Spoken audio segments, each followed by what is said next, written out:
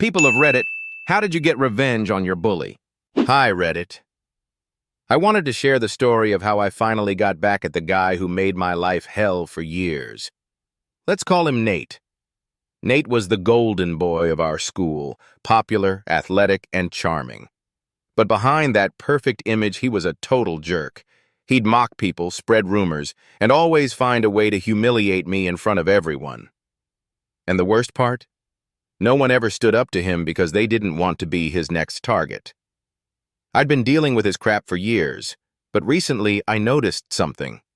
Nate was extremely protective of his phone. He always had it on him and wouldn't let anyone touch it. That got me thinking, what was he hiding? I started paying attention to his routine, and one day during gym class I saw my chance. Nate left his phone in his bag while we were running laps. I had a USB tool I'd built that could quickly copy files from a device. I plugged it in, grabbed what I needed, and put the phone back exactly where I found it.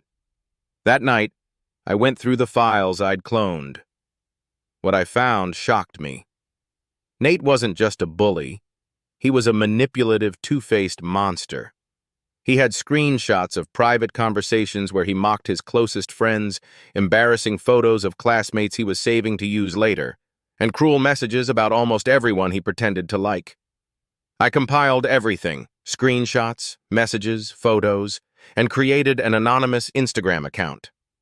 I uploaded it all in one post with the caption, "The Truth About Nate." Then I sat back and waited. By the next morning, the school was in chaos. Everyone saw the post. His closest friends confronted him, furious at the things he'd said behind their backs. The people he'd bullied turned against him. Even teachers started looking at him differently. Nate tried to deny it, claiming the account was fake, but there was too much proof for anyone to believe him. By the end of the day, Nate was a pariah. The golden boy had lost his crown, and for the first time, he felt what it was like to be on the outside. I didn't tell anyone it was me. I didn't need the credit.